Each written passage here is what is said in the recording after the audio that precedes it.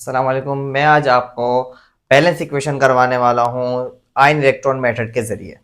तो हमारा यही पिछली दो वीडियोस से ये चलता आ रहा है। बैलेंस इक्वेशन में दो बैलेंस इक्वेशन करवा चुका हूँ। आज हम देखेंगे balance equation in acidic medium. ठीक है, इस इक्वेशन को बैलेंस करना है एसिडिक मीडियम के अंदर। तो अब देखते हैं ज़रा किस तरह से बैलेंस की जाती है इक्वेशन को। तो सबसे पहला रूल होता है कि एक जब इक्वेशन लिखी हुई हो तो उसको दो हाफ सेल में ब्रेक कर देना, रिडक्शन और ऑक्सीडेशन हाफ सेल के अंदर। तो अब जरा इसको सबसे पहले ब्रेक करते हैं।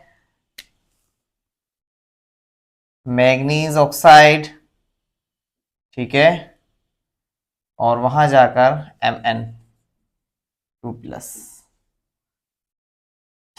ठीक है। इसको नाम दे देते हैं इक्वेशन नंबर 1 का।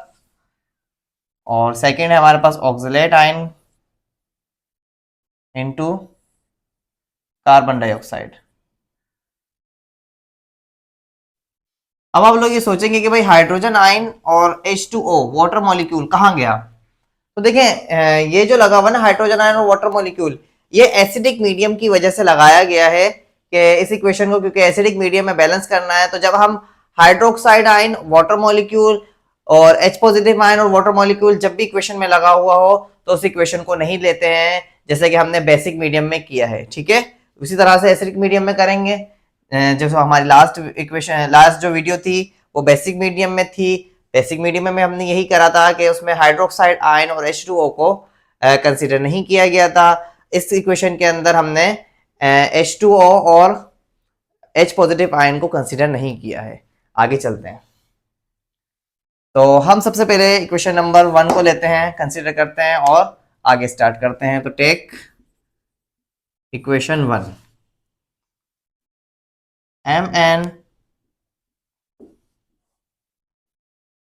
Mn2+। अच्छा, पहला रूल हमें कहता है कि भाई हम जो है वो मैग्नीज को बैलेंस करें। ठीक है, ऑक्सीजन के अलावा, हाइड्रोजन के अलावा तमाम एलिमेंट्स को बैलेंस करें। तो मैग्नीज को बैलेंस करना है इसके अंदर ना। तो अब बताएं मुझे, मैग्नीज बैलेंस है? बिल्कुल बैलेंस है। Mn 1 है यहाँ पर, Mn यहाँ पर 1 है, मैग्नीज बैलेंस है। अब सेकंड चीज क्या है? सेकंड चीज आती है कि भाई मैग्नीज जब बैलेंस हो चुका है तो अब ऑक्सीजन को बैलेंस करना है with the help of water molecule. अब यहां पर ऑक्सीजन लगे हुए हैं 4, तो इसका मतलब 4 वाटर मॉलिक्यूल हमें राइट हैंड साइड पे लगाने पड़ेंगे, प्रोडक्ट साइड पे लगाने पड़ेंगे। तो लिख देता हूं मैं, add 4 mole of H2O to product side to balance the oxygen.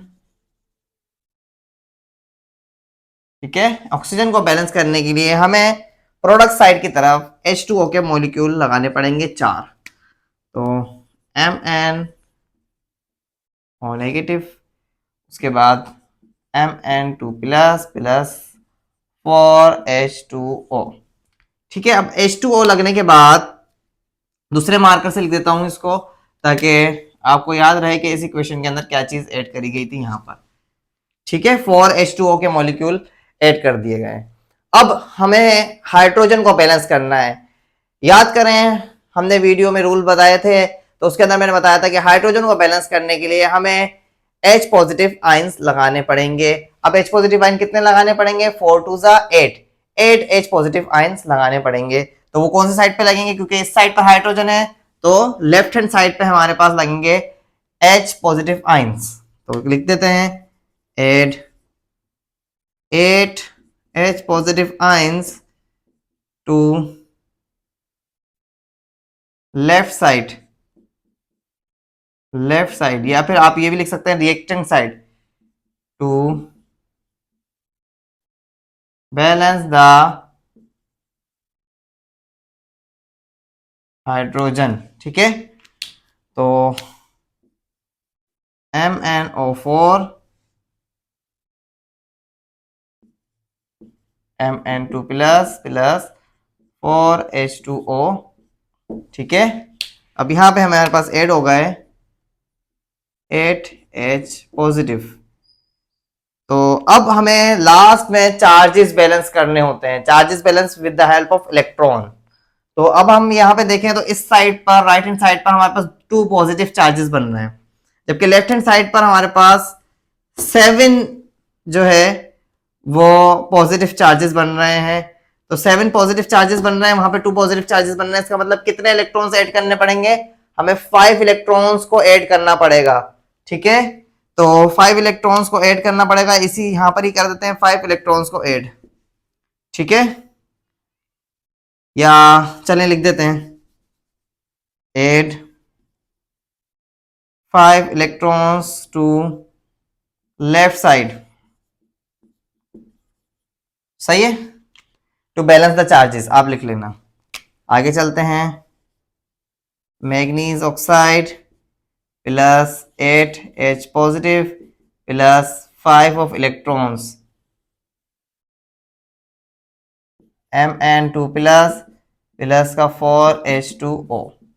ठीक है, इस इक्वेशन को नाम दे देते हैं हम इक्वेशन नंबर 3 का। अब कंसीडर करनी पड़ेगी हमें इक्वेशन नंबर 2।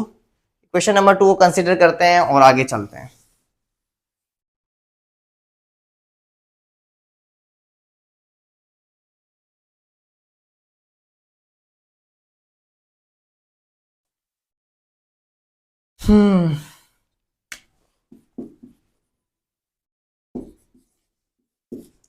अब ये क्वेश्चन देखते हैं। सबसे पहले हमें देखना पड़ेगा कि क्या क्या चीजें हैं। यहाँ पर कार्बन ऑक्सिलेट है, ऑक्सिलेट आयन है, और यहाँ पर कार्बन डाइऑक्साइड है। ठीक है, तो ऑक्सिलेट आयन के अंदर जब कार्बन है 2, तो यहाँ पर भी लाजमी से बात है 2 कार्बन होने चाहिए। ऐसा ही है ना। सबसे पहले हमें अदर देन हाइड्रोजन और ऑक्सीजन को बैलेंस करना होता है। तो जब यहाँ पर हमने देख ली कि 2 कार्बन है, तो यहाँ पर भी 2 कार्बन हमें नजर आने चाहिए। यहाँ पे कितने कार्बन है? 1 कार्बन है, तो इसको मल्टीप्लाई करवा देंगे 2 से, तो यहाँ पे भी हमारे पास 2 कार्बन हो जाएंगे। ठीक है, अब कुछ इक्वेशन इस तरह की बन गई है, C2O4 टू नेगेटिव, वहां जाकर टू कार्बन डाइऑक्साइड। तो अब कार्बन भी बैलेंस हो चुके हैं और ऑक्सीजन भी बैलेंस हो चुके हैं भाई। ऑक्सीजन भी अपने आप बैलेंस हो गए। कैसे? 2 कार्बन थे, 4 ऑक्सीजन थे, 2 कार्बन है, 4 ऑक्सीजन है, ऑक्सीजन भी बैलेंस हो गया कार्बन के साथ साथ। करना क्या है, अब यहां पर 2 नेगेटिव चार्जेस नजर आ रहे हैं, जिसकी वजह से हमें left hand side, right hand side पर 2 इलेक्ट्रॉन्स को ऐड करवाना पड़ेगा। तो लिख देते हैं add 2 electrons two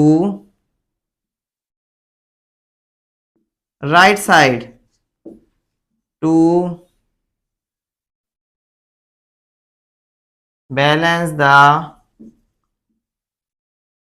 charges. Charges को बैलेंस करने के लिए हमें इलेक्ट्रॉन्स को ऐड करवाना पड़ेगा राइट हैंड साइड पर।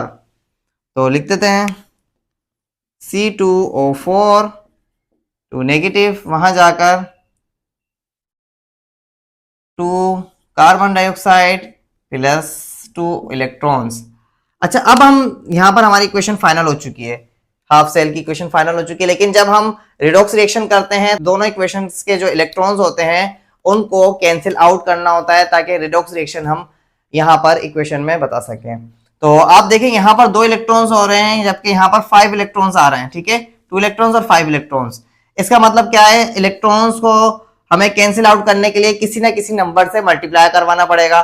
तो जब इस इक्वेशन को हम इस इक्वेशन को मल्टीप्लाई करवा देते हैं इक्वेशन 5 से, जबकि इस इक्वेशन को मल्टीप्लाई करवा देते हैं हम 2 से। ठीक है, इक्वेशन नंबर 4 इसको लिख देते हैं, और इक्वेशन नंबर 4 को हमने मल्टीप्लाई करवा दिया है 5 से। ठीक है, और इक्वेशन नंबर 3 को मल्टीप्लाई करवा दिया हमने 2 से, ताकि इलेक्ट्रॉन कैंसिल आउट हो सके। सही है, तो लिख देते हैं जरा इस इक्वेशन को 5C2O4 to 10 carbon dioxide plus का 10 ऑफ इलेक्ट्रॉन। अब नीचे लिखते हैं हम इस इक्वेशन का final 2 manganese oxide plus 16H positive plus 10 of electrons Mn2 plus plus 8H2O। ठीक है, अब हम इस वाली इक्वेशन को मिटा देते हैं।